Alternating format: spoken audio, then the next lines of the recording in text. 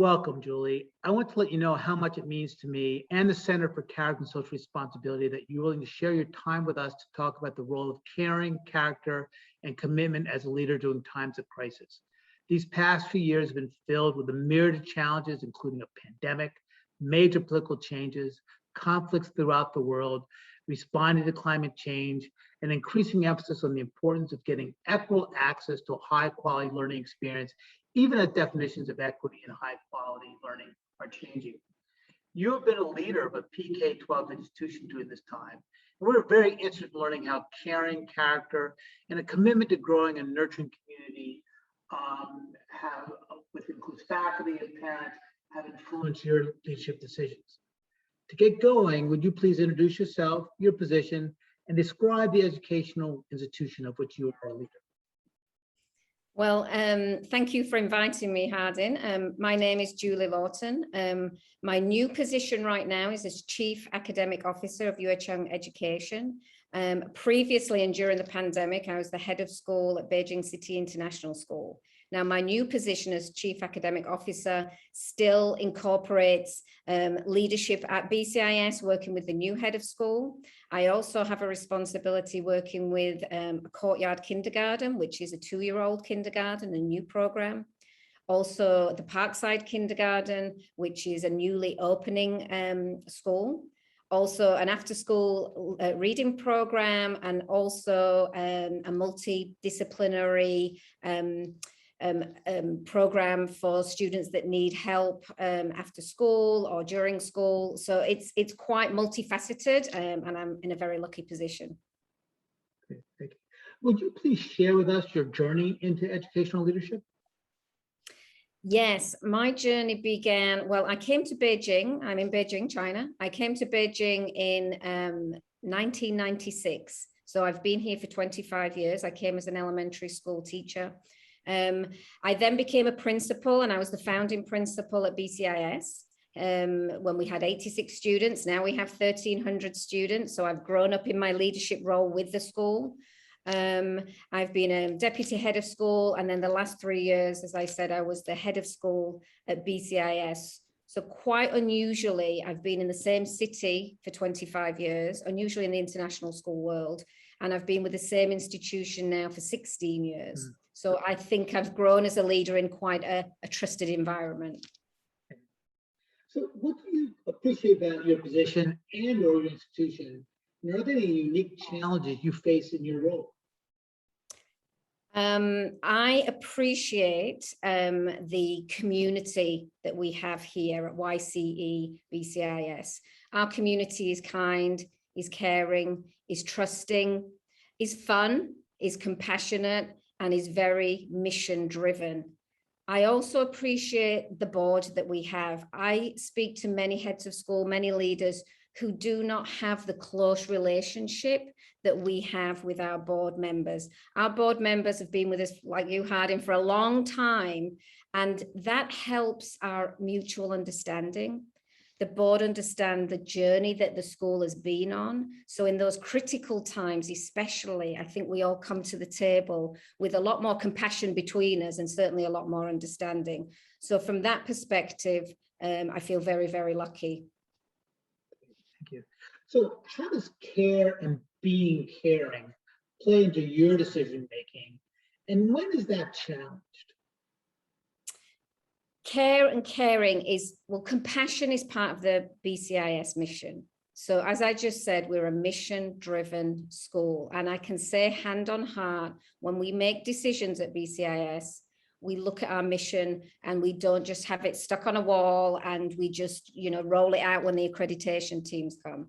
So we are true to that compassion in our mission, and it plays a big part in how we view our community. The people in our community are our community. We're not a school building, we're people. We are students, we are teachers, we are parents, we are admin. So everything we do, we think of that with the heart as well as the head. And I think that has helped us during very, very difficult times when we think of the practicalities, but we also have to think of how to care for our community. Thank you. When you think about character, what does that mean to you? And how do you see it playing a role in your decision-making as a school leader? Oh, look, character. I love that question because I really do believe in understanding people's characters. And I know my character, well, I think we're all a result of our upbringing, right? So I thank my parents and my upbringing for my character. I think I am a caring person.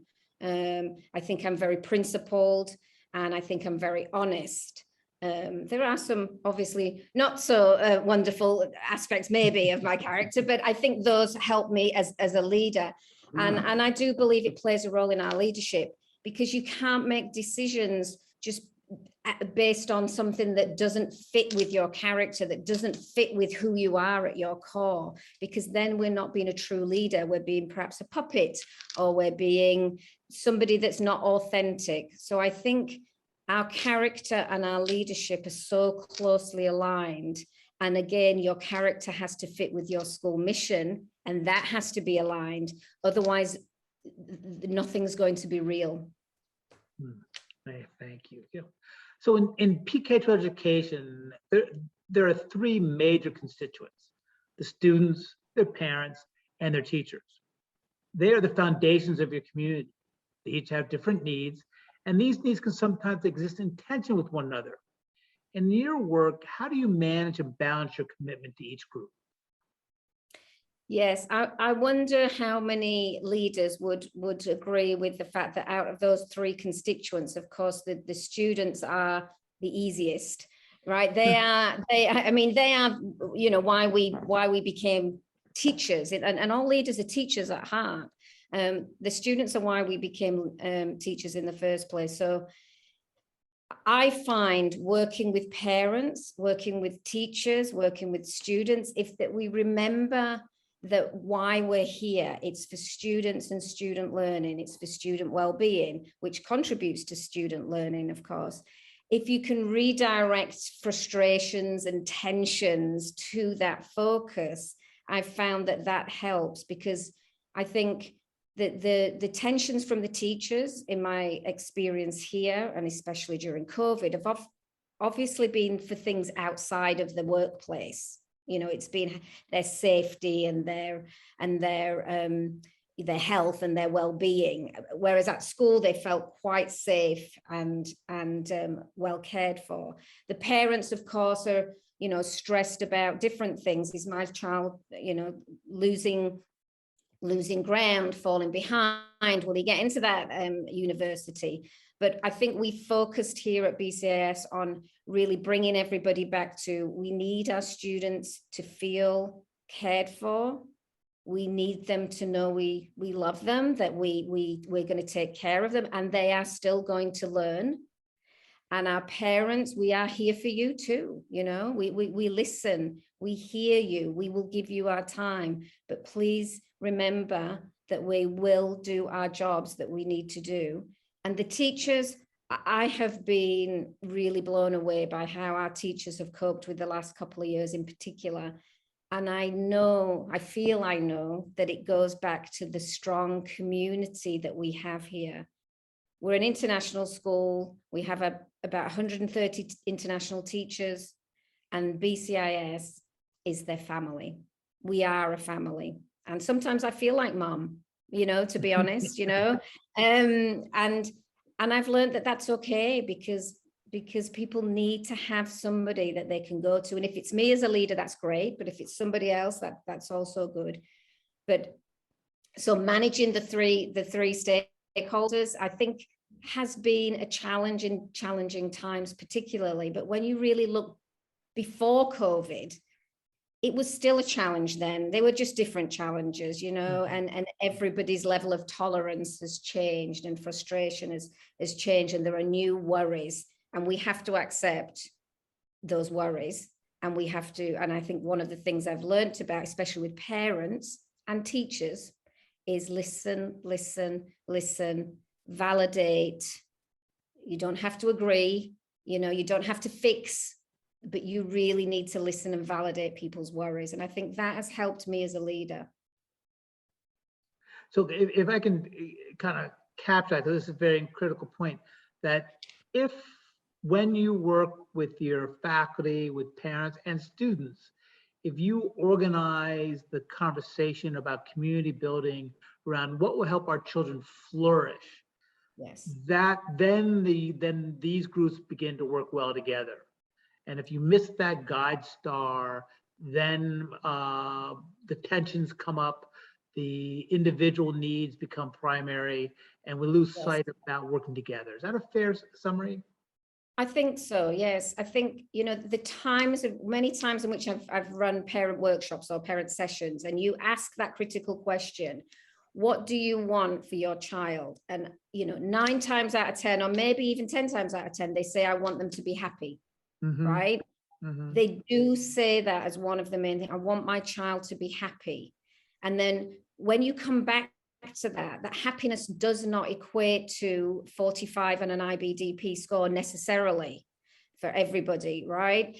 Happiness means something else. And our job is not to have a school full of just joyful people all the time. I know that, but you've got to feel happy, settled, comfortable, safe, heard, all of those things to then learn. And I think when you have that conversation with parents, I do think I can see, especially after this last 2 years, that they're understanding that more and more. Okay, thank you.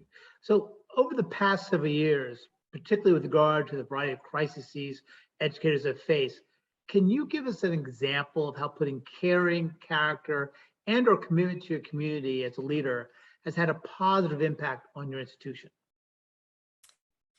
I think, I mean, I really, when I consider that question, I have to think of COVID times. I mean, it's on everybody because we're still in it as well. And I think for BCIS, what we did do to show care was to show more care than usual, I'm going to say, was we poured resources into our staff and faculty. And I mean resources in terms of financial resources, which helped people practically to deal with the situation they found themselves in. But that was only one part of it. We gave emotional support on a huge level. You know, we had people, like many schools, spread all over the world. We had people here in Beijing that chose to stay, and we had people all over the world. And the emotional support that was needed to make sure everybody felt connected was it was really important. So, for example, when I held the first Zoom staff meeting, you know, from my home in Beijing, because we weren't allowed to come to school. It's a Friday night. We had, I think 150 people all over the world sitting in, you know, in their lounges or wherever they were at all time. We had one of our staff members in Africa. It was 3 o'clock in the morning, and honestly, and I have screenshots of those, of, you know, that Zoom meeting, and people still talk about it today. We did more after that, but that first one was so special because we came together, and we'd had quite a traumatic time just before COVID hit when we lost a staff member, and we were feeling quite fragile as a community. And I could see, I had no idea quite the impact of something like that was going to have. People were happy, they were crying, they sent emails and text messages afterwards. And it showed me the power of bringing people together no matter where we were in the world. So that care about we are still one, even though we're not together physically, was very powerful. So we needed people to feel safe where they were. We heard of schools that were letting teachers go, and they had to do what they had to do, but we knew that our commitment to our people was strong, and that this would pass. We kept saying that this will pass, and you are still part of our community.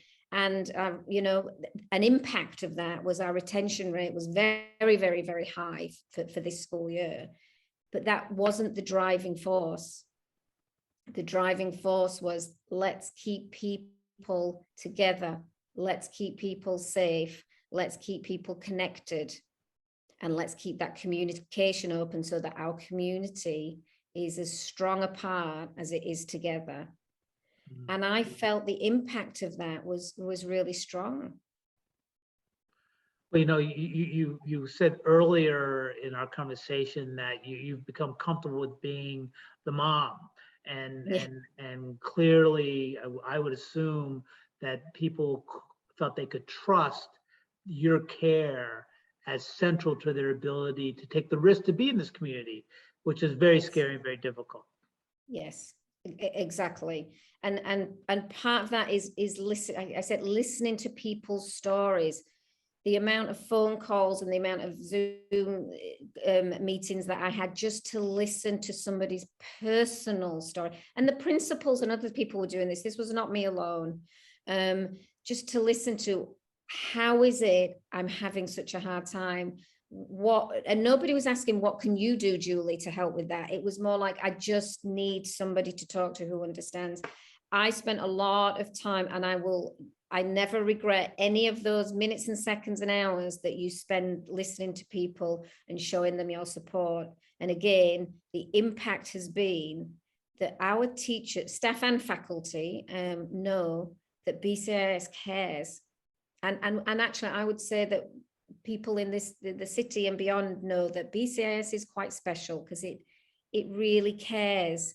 And I'm not saying we're the only place and absolutely unique, but we are who we are, right?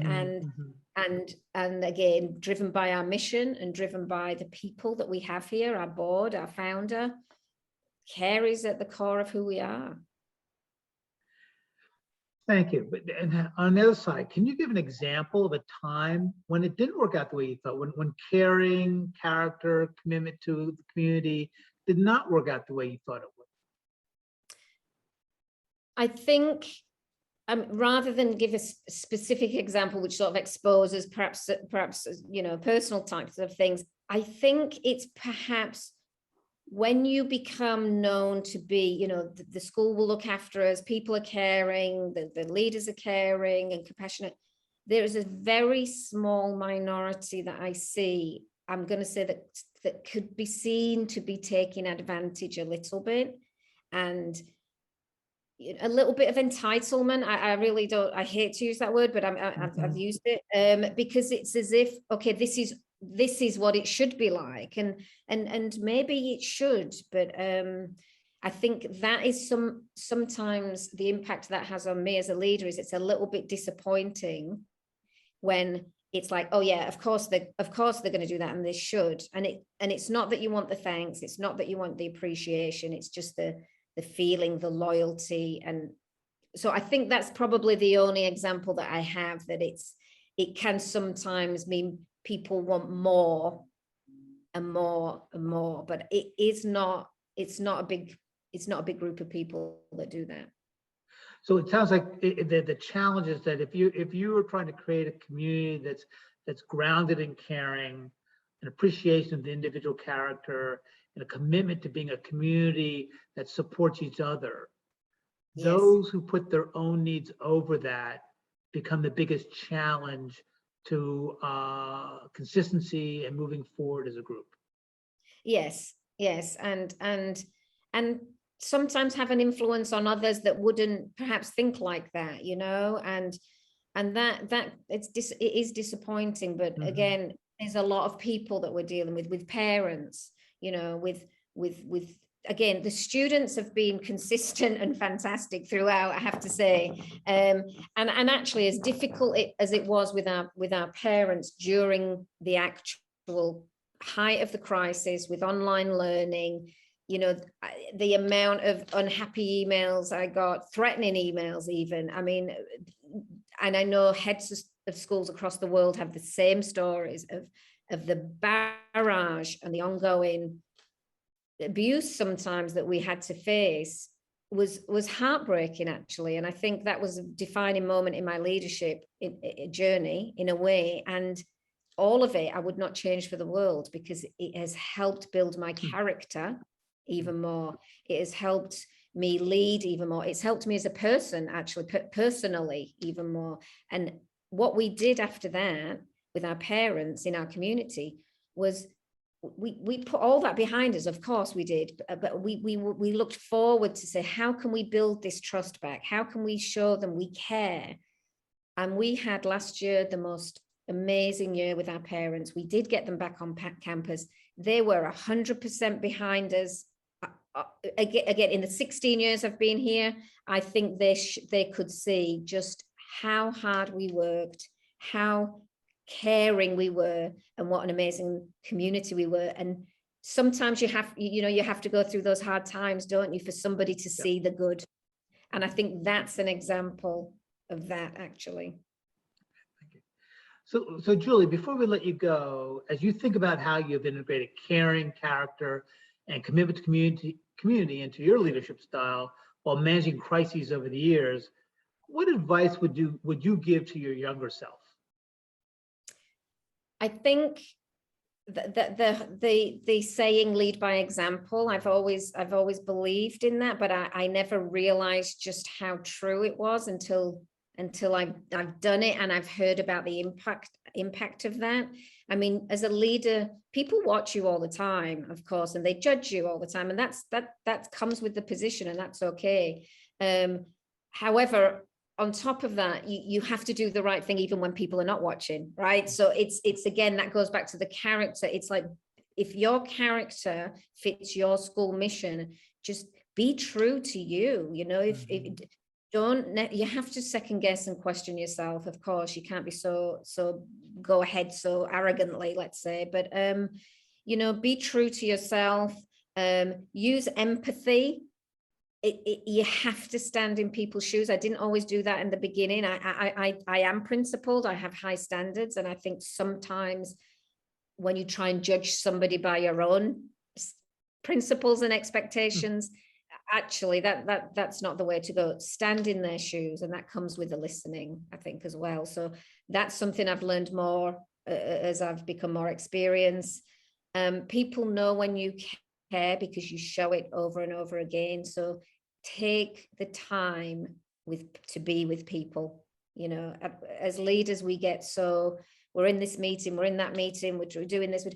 Be with people, talk to them. How's your grandma? How was first day at school for your daughter? They appreciate that so much, and I didn't realize that in the early days that those connections were quite so important. Yes, talking about that lesson you just saw is important, giving feedback, but actually connecting on a personal level as a leader, I think that goes so far. So be patient, be authentic. Actually, I think that would be my last thing to say, is just be authentic, because if you stand up there and try and be somebody else, it's not going to work. Be you. And then, and we know, just like our students, hands-on experience, learn from your mistakes, and we make them all the time, but learn from them and keep going and being positive. Well, thank you so much for your time, Julie. We really appreciate that, and have a good day. And so, for those of us who are looking for going to bed, you get to have a full day at school.